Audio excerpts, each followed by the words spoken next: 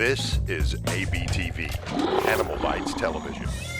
For animal lovers, by animal lovers. Hey, Brian from SnakeBytes here. It's baby colubrid hatching season, which means there's just a ton of babies, and I'm going to take you on a journey of what's hatching. You're watching SnakeBytes.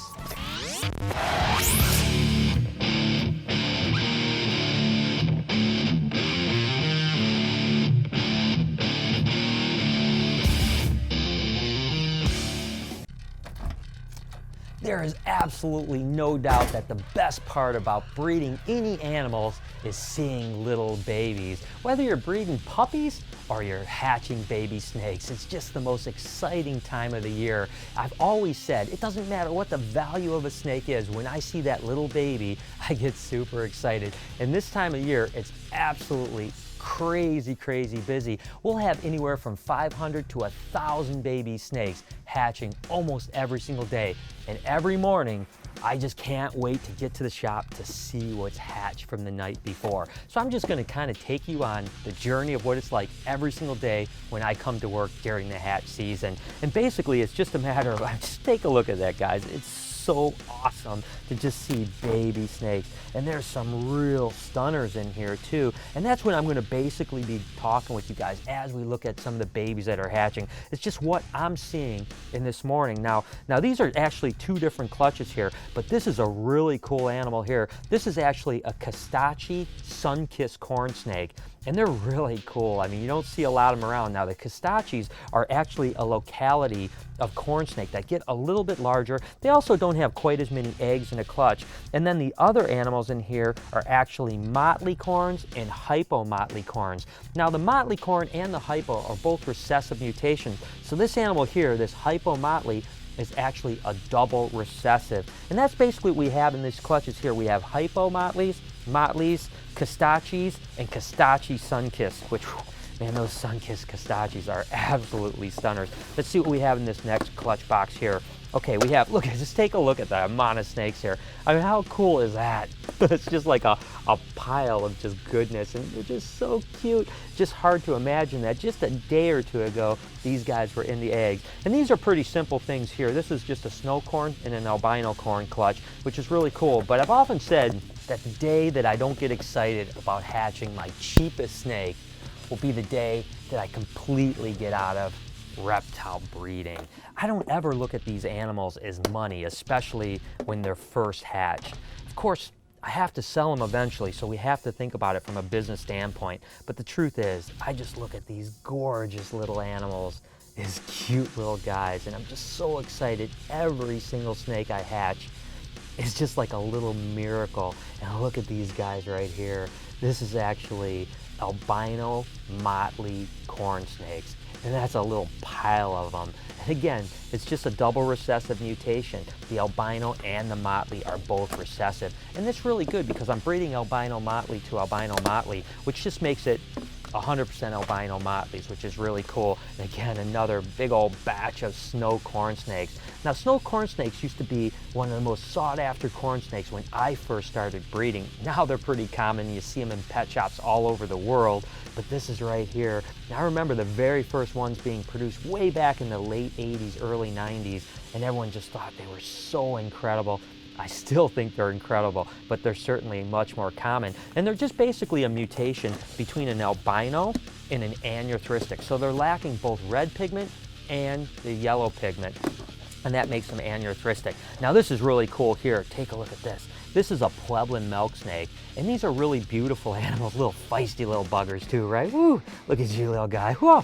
They move really quick too. But what's really cool about this clutch is that there's hypomelanistics in it. And basically what a hypomelanistic is, and I tell you, when you open up these cages, it's just like a little can of worms, just like sprouting out, like, wah!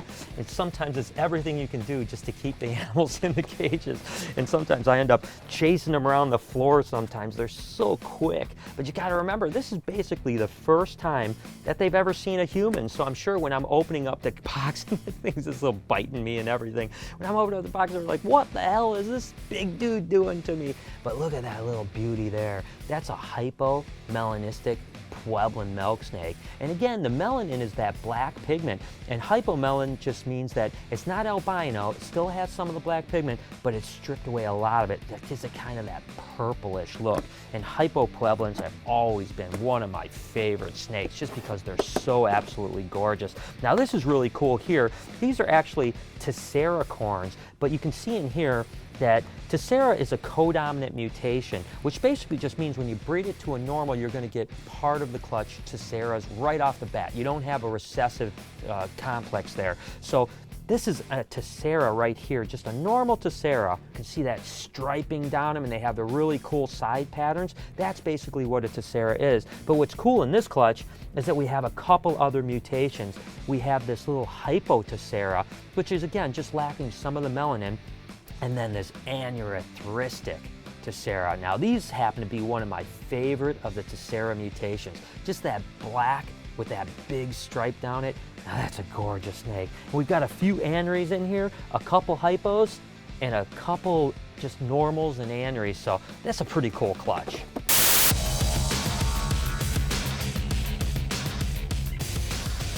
What is the optimal temperature to incubate most colubrid eggs? A, 82 degrees Fahrenheit, B, 85 degrees Fahrenheit, or C, 88 degrees Fahrenheit? Go ahead and answer down below in the comments and check back later in the show to see if you have the right answer. For this week's Reptile Report, we'll be highlighting Chelonia. Go ahead and check out the URL down below or click on the link in the description. I hatched my very first baby snake when I was 15 years old, and I've been absolutely hooked ever since. You gotta remember, you're working all year just to get that clutch eggs, and then the long wait of incubation, eventually just for the reward. To see that little head peeking out, I gotta be honest, there's just no better feeling. Every time I hatch a snake, it's going to eventually go to an animal lover. And in some cases, these babies are going to go to someone that's keeping their very first snake as a pet, and hopefully will have a lifelong journey with reptiles. Now basically, snakes will hatch over a 2 or 3 day period, and we let them all hatch out before we set them up. So the process is going to be, we're going to let them all hatch out, we're going to set them aside, and then Sam has the great job of putting them all in cages, which can be overwhelming. Now these guys are beautiful. These are albino Nelson's milk snakes, and I've always said that these things are just one of the most stunning of the mutations of all the colubrids. Just look at that red, white, and yellow. I mean, who couldn't look at that animal and just be absolutely blown away? Let's see what we have here. Ooh, these are really pretty here. Now, they're relatively common now, although look at that snake here. This is just a normal corn snake, but look at the pink in that thing. Woo! That's a beauty right there. I tell you, that's really cool. But this is really what I was going for in this clutch right here, and that's a hypo sun-kissed. Now, the hypo sun-kissed have become relatively common now. A few years ago, they were really highly sought after mutation and kind of rare. Now they've kind of come down in price, but they're still really gorgeous, and they get even better as they get bigger. That's pretty much in this clutch. That's about it. We've got normals and we've got hypo sun-kissed. And again, it's that opening up a can of worms here. Let's see what we got here. You know what? I love ghost corn snakes. Again, you guys know I'm into the earth tone type stuff, and this is what a ghost corn looks like, and they're relatively polymorphic. As a matter of fact, I can see one little snow corn in here too, a little clutch mate, which again, we talked about the snow corns already, but the ghost corns are actually aneurystic, which is again lacking the red pigment, but then they're hypomelanistic as well. So they're basically a black corn that's lacking a lot of the black, which gives them that kind of ghosty appearance, hence the name ghost corn snake. But it's pretty cool, and obviously that one was het for snow, which is really typical with corn snakes. When you breed corn snakes together, it's very common to get surprises in the clutch. As a matter of fact, this is kind of a neat little surprise here. We have albino corns and snow corns, but look at this little bugger right here. And it's a little tiny one though, but that's actually a butter stripe corn. So again, I'm going for albinos and snows, which are just basically pet trade type animals. And out pops a little surprise. And look at these guys here. Now, I talked about there's one ridiculous animal in here. All right, I talked about, there's a few ridiculous animals in here. I talked about the sun-kiss, which are right here. This is a hypo sun-kiss right here, but there's a couple gems in here. Holy cow, look at this one right here. This is actually a ghost sun-kiss right here. And you don't see very many ghost sun-kiss, so that's really impressive. And then there's an albino sun-kissed here, and these guys get so pretty when they get older. And then there's actually this animal here, which is really the gem. This is the one I looked at and went like, holy crap. This is actually what they call an ultramel sun-kiss. And the ultramel is actually a lilac to albino, and it just basically has that kind of purplish look to it. Man, that's a stunner right there. Whew. Oh, now these guys are little pistols. Just take a look at them right now. They're ready to go. These are Texas rat snakes. And I really love rat snakes, but they are really something else. Just look at this little guy coming at me. Look at the energy on that little thing. But these are actually, there's some aneurystic, like this one right here is an aneurystic Texas rat snake, which is kind of cool because you don't see a lot of these. They don't have a ton of color anyways, but then look at these guys here. These are leucistic, or just pure white Texas rat snakes. And again, they typically are pretty crazy. Now this one actually is pretty chill. I can't believe it, but you can see these guys in the cage are just going at each other. They're just so fired up. Look at this guy here. Come on, little buddy, what's the matter? Can you believe that? He's just so fired up. He's just like, look at him.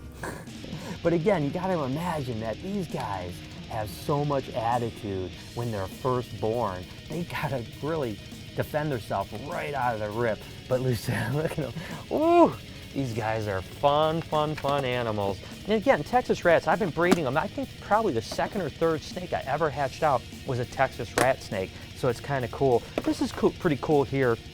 This is actually, again, there's two clutches in here, and I'll move these eggs a little bit. There's actually a black and white Cal King clutch here, which this is just a normal black and white Cal King, which is just really one of the most beautiful snakes in the fact that they got that heavy black and white contrast. And then, of course, there's some high white animals, which are polygenic, where we're just trying to breed the higher and higher white. But these guys down here are really neat, too. These are emery rat snakes. Again, they're very closely related to a corn snake, but they're a little bit different. They get a little bit larger, and they actually have a few less eggs compared to a corn snake. But then these guys here are really cool. This is what they call the chocolate version. So this is a chocolate emery rat snake, which I really like because they're really chocolatey as they get older. They're just a little less contrast. And to me, it's something that's really cool. A typical egg clutch from an emery would be maybe 10 to 12 eggs, as opposed to a corn that could have up to 30 eggs. Now this is, again, just a normal clutch of snow corns and reverse Okatee corn snakes. And the reverse Okatees just are a little bit prettier than a normal albino corn, a little bit higher contrast. But again, that's a lot of little babies, and I keep saying it, but I always feel bad for Sam. She's got a lot of snakes to set up. Now, Brooks Kings are a bigger colubrid, and I've shown them quite a bit because they get, 6, 7, sometimes even larger than that, and they're really aggressive feeders. And as babies, they're pretty aggressive too. Look at how cute that little tail is wagging away. And again, it's just that big attitude from them. But Brooks will have pretty large clutches. This particular clutch was 23 eggs. It looks like we have the majority of them hatching. And what's kind of cool is I wanted to show you guys, this is what a snake egg looks like right here. Let me put this little guy down, and you can see it's really leathery. And see right here, this is right where that egg tooth cut right into it. So again, a baby snake is going to have a little tooth on the tip of its nose, and it's just going to slit the egg. And again, being real leathery like this, it's really easy for them to get out. And then they're going to just crawl out. And again, it takes 2 or 3 days from the time that they usually slit to the time they come out. But Brooks Kings have always been one of my favorites just because their attitudes are so awesome. They're such aggressive eaters, but yet they really are great pets. Now take a look at these guys. I'm going to close this up real quick because they're little pistols. This is an albino king rat snake. That's right, those king rats are always really feisty. But you can see as a baby, they're actually pretty docile, although they're really wiry, so you have to be a little bit careful. But again, look at that big head skewed on it. I've always said if you ever came across a king rat, you would certainly think it was probably a cobra. That's a beautiful snake. And there's a whole clutch of albino king rats here. they hatch out really big. Isn't it crazy how big they are compared to the rest of the stuff? Again, this is just normal corn snakes, but really pretty ones too. They've got a really nice chocolatey look to them. And again, I keep saying, that's the starter snake right there. That's the one that everyone is gonna start with. And again, look at this here. This is just a nice, this is actually 100% hypo-puebling clutch, and then there's a couple albino Nelsons. Again, sometimes we mix clutches, put 2 per egg box. Obviously, I'm gonna know which ones are albino Nelson and which ones are hypos. But you can see right here, this one, let me pull this guy out without disturbing the rest of them here. This is a really pretty animal. Whoop, there's got an escapee. Again, it's like, once they get going, they're just all over the place. But this is actually a hypo apricot Pueblan milk snake. So we've talked about the hypo Pueblan. Well, this is the apricot version, which just means it has more orange to it. And it's going to be a really beautiful snake when it gets older. I saw this clutch starting to hatch yesterday, and I've been waiting for this little beauty to come out. Take a look at that. That's an albino scaleless corn snake. Now, scaleless snakes a lot of times get a lot of hate from different people, but the truth is a mutation is a mutation. And I know everyone always thinks like, oh, well, there's a difference between a scale because they're missing the scales. The truth is, I've been keeping scaleless snakes for over 10 years, and trust me, they thrive just like any other snake. So if you hate scaleless snakes just because you don't like the look at them, that's completely fine. But please, if you think that it's wrong to have scaleless snakes, but it's okay to have an albino, for instance, that's kind of hypocrisy right there. If you don't like mutations, that's fine, but scaleless snakes are just a mutation, just like everything else, and they completely thrive. You can see how feisty this little guy is, and I tell you what, when a scaleless albino gets a little size, that's gonna be one sick animal. Now take a look at this. We talked about hypo sunkiss earlier. This happens to be a hypo sunkiss motley corn snake. So that's pretty cool. This is actually a triple recessive mutation. So it's both hypomelanistic, motley corn snake, and sun-kissed corn snake. So that's pretty cool, but just look at how clean that animal is. That's just an absolute gorgeous animal. And we've got some adults now, and I just absolutely am blown away by them. And as a matter of fact, this is one step further. This is actually really cool. I'm glad I opened this box right here because this happens to be a sun-kissed hypo striped corn snake. Now the striped corn snakes and motley corn snakes kind of share the same allele. You can't ever really get a striped corn by breeding motleys, but when you breed a striped to a motley, you can sometimes get some striped corns. And that's basically what we have here, a striped hypo sun-kissed corn snake. That's cool. Just look how clean it is. Virtually no pattern. And there's a few other snakes in this clutch, but there's a handful of striped hypo oaks, which are really cool. So that's kind of a bonus. Oh, and take a look at this. Now you can't go wrong here. Look at this. You look in here, and it doesn't appear that there's anything in here, right? Well, that's what's beautiful about hognose snakes. And you can see there's a couple eggs that haven't even started to hatch, but I can see some eggshells. And now this was actually an axanthic bred to an axanthic, so there shouldn't be any surprises in here, really. There should just be some axanthic hognose, if I can ever find them. Oh, here's one of them right now. Whew. Oh, here's 2 of them. There's the other one.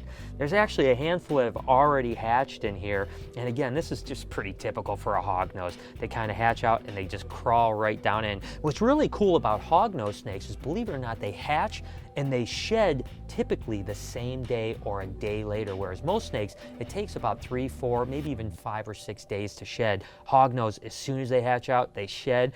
And a lot of these guys will literally have their first meal within a few days of hatching. Again, most snakes have a lot of yolk left in them, so they'll go 7 to 10 days before we even offer them a meal. But look at those cute little buggers.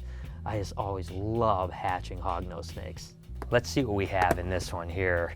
Now this happens to be a fire corn clutch, which is essentially an albino diffuse corn, or what people used to call blood red corns.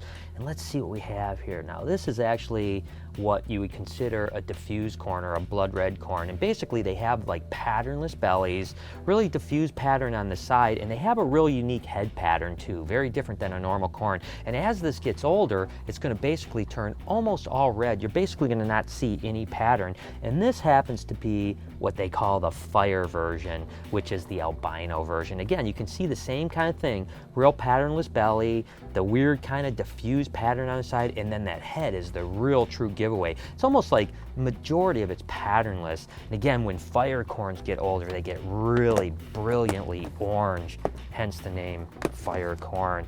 Oh, this is so awesome. This is great to see. This is actually a T-positive albino Nelson's milk snake. And what's really interesting about these guys is that, believe it or not, when you breed a T-positive to a T-negative or a normal albino Nelson's milk snake, you get half the babies on average will come out T-positive, which is pretty cool. Usually that's a separate mutation that you have to breed out. And so this is cool because this was a T-positive bred to a T-negative. We hatched out some of these beauties, and this one's got some amazing little bullseyes down its back instead of the banding being all the way down, which makes it even more appealing and more beautiful. Every clutch, you just open up and you just never know what you're going to see. Again, these guys are just kind of normal stuff. We have a snow corn here, an albino corn. Looks like there's an albino motley in here, which is always funny when you have this kind of whole batch of more normal looking things. Where does an albino motley come from? Somewhere down the road, one of these animals was carrying the motley gene in it, and one albino motley popped out. So it's always kind of cool to see something like that. Again, it's just always a surprise no matter what clutch it is. Let's take a look at this last one here. This is kind of cool. Look at this. Try not to disturb it too much. Come on, buddy. This is a cow king that is actually hatching out of the egg right now. Look at how cool that is, right? And isn't it just amazing to think, like, this is its first day ever. You know, it's hatching out, it's seeing the world for the very first time. And look at just how attentive it is. You know, it's sticking its tongue out, it's kind of looking at me like trying to figure out what the heck is going on here. Probably not what a snake thinks of when they're hatching out, that they're gonna see a human. And then look at these gorgeous buggers here. Woo! That's a tangerine albino Honduran milk snake. Man, I tell you what, I remember hatching my first albino Honduran milk snake. Wow, what a feeling, but I tell you what, it's still cool to see one of these guys crawl out of the egg. What a gorgeous animal. Now, with most mutations in corn snakes, it's really either recessive or there's actually like a dominant gene in the Tessera corn snakes. But this is the one mutation that I think is pretty cool. It's one of the only real polygenic traits when it comes to corn snakes, and that's the Aztec corn. And the Aztec is basically just a pattern mutation, but it's not really recessive and it's not really codominant. Basically what it is, it started with a little bit of aberrancy and then continuing to breeding it out, and you start getting some really crazy colors and patterns. Just look at these things. Instead of basically barring or saddling, you have these crazy stripes and zigzags. And as a matter of fact, when they were first out, because they weren't as crazy looking as this, they were called zigzag corns. And then as you bred them in, someone decided to name them Aztec corns, I guess because they reminded them of Aztec architecture or something like that. But you can see how cool it is, and this is an entire clutch. Just look at the polymorphism on those guys. I mean, that's really cool. And I haven't really produced a lot of full clutches of Aztecs, so it's kind of cool to see something like that. This is another just great example of polymorphism within corn snakes. What you have here is a caramel striped corn snake. So the caramel gene is a recessive mutation, and of course the caramel albino mutation is the butter corn snake. Well, we have a little butter stripe corn snake in here too, which is basically caramel butter stripe, which is 3 recessive mutations. So again, whenever you get into 3 recessive mutations, it's pretty cool. But then we have one step further here, and this is actually an amber corn snake. Now the ambers are a caramel hypo corn snake. So in theory, this butter stripe could actually be a hypo butter stripe as well, albino butter stripe. So theoretically that could be 4 recessive mutations, but unfortunately you can't tell in an albino if it's hypo or not. Sometimes when they get older, there's a little bit more of a pinkish hue to them, but again, in an albino butter stripe, you're probably not going to see that. And you know, we've showed a lot of this type of stuff. Like here's a crimson corn, which is just a really beautiful corn snake. It's basically a hypo Miami phase corn snake. And then there's just a whole bunch of other really cool stuff in here. Ghost corn snakes, hypo, Ocus T sun-kissed, and again, I never get sick of seeing stuff, even that I see tons and tons every day. And you got to remember that when we're hatching, you know, there's just so much hatching every day that, but you never really get sick of it. You know what I mean? And I'll tell you what, one of my, and I know I've said this a lot, saying favorite things, but this really is one of my favorite mutations in corn snakes, and it's really a simple one. It's just really clean and kind of sleek to me, and that's a black motley corn snake. I don't know what it is now. The motley originally was called a motley mutant corn snake. It's a recessive mutation. And the mutant kind of fell off over the years, and now they're just called motley corns. And essentially what it is it's that pattern down its back with those kind of what they call hurricane dots down them. And then they have really patternless sides and patternless bellies. And for whatever reason, I think the black corns are the prettiest of that particular mutation, and certainly one of my favorite corn snakes. Now this clutch is a great example of how you really got to stay on top of things, because sometimes you can see there's just a ton of baby snakes in here, and these are all California king snakes. Now, of course, king snakes will eat other snakes, right? But as babies, they hatch out and they have a lot of yolk in them, so they're not going to eat anything for 7 to 10 days. But because there's almost 25 babies in this egg box right now, if I don't get these things set up within 2 or 3 days, they'll probably start to die because of just, being on top of each other. So we like, as soon as things are hatched out, to get them into their own cages, 1 per cage. In all honesty, I'd probably prefer not to have 25 babies hatch in one clutch when king snakes are. Just kind of worked out that way. If it was 10 or 12, it'd be a little bit better, to be honest with you. Now, these are gorgeous animals. I just absolutely love it. As a matter of fact, just take a look real quick. This is another clutch here. This is an albino Nelson's. Just peeking his head out right now. He's just like got his nose out and there's some bubbles coming. I don't know, I just get a kick out of that every time, because I think those bubbles are its first breath outside of the egg. Now, I know they respirate in the egg, but that's the first actual breath, and I just love them. But these are San Luis Potosi king snakes, or for short, people call them Mex. And this is what a normal one looks like right here. This is what you would find if you were in San Luis Potosi, Mexico. And we've been working on some polygenic traits that make them kind of wacky looking. So this is kind of the start of it. When we started producing weird ones, this was kind of what they look like. Maybe even not even this extreme, but we called them granite, and now we've been able to get them all the way to that. Now that's a great example of a granite Mex. I tell you what, you guys know that I'm hatching. Oh, look at this little guy here. He's tried to escape on me. I tell you, these snakes, if you don't keep an eye on them, you're gonna have snakes all over the place. As you guys can see, there's a lot of snakes hatching here, and it's a great time to be a snake breeder. As you can see, this is just a small portion of the babies that we have to set up today, and almost every single day. It's certainly the best part of my job, seeing all these cool baby snakes. I hope you guys have enjoyed what I get to see every single day. Keep that passion for reptiles. What is the optimal temperature to incubate most colubrid eggs? If you said A, 82 degrees, you're 100% correct. Good job.